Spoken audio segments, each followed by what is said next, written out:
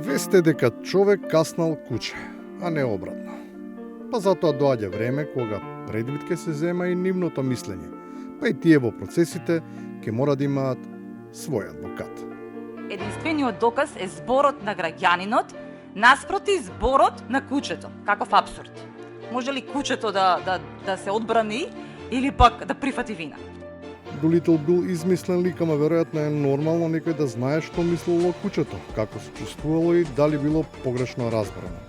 А ако веќе имаат карактер, тогаш логично е да добијат процесни права и обврски. Човекот е пред куќето и сега ние куќето да му отвориме жиросметка, да му ставиме пари, да го казниме и да му земеме од жиросметка на куќето пари. Тој што е виновен ќе си плати, освен ако не е доволно снаодлив, доволно силен или доволно близко до центрите на преживување. Во природата, од секогаш постоеле зверки со посебен третман, некој и со институционална заштита.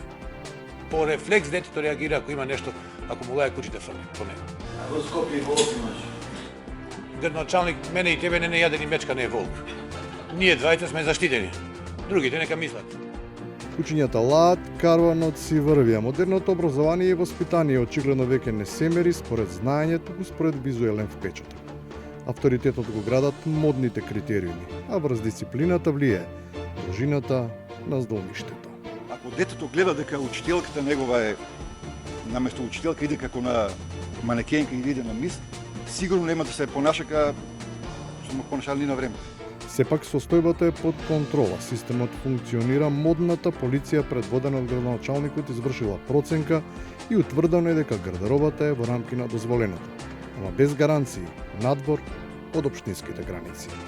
Тоа е укавајац на мината работа. Јас проверено е и со секторот за образование, и со директорите, еве тука дел и од образовниот систем.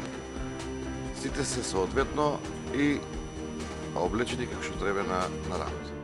И на крајот, кога не баш сите се согласуваат со констатацијата, следува експертиза.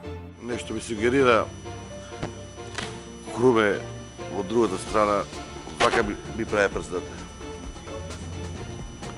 Рад си ги ладе, нек си думне. Ја мислам дека тоа е моја гоем гледано. 6-7. Додека едни си ги ладат рацете, другите напреми ги тргаат од жешките теми. Во секој случај, најважно е никој да не се изгори од одговорност.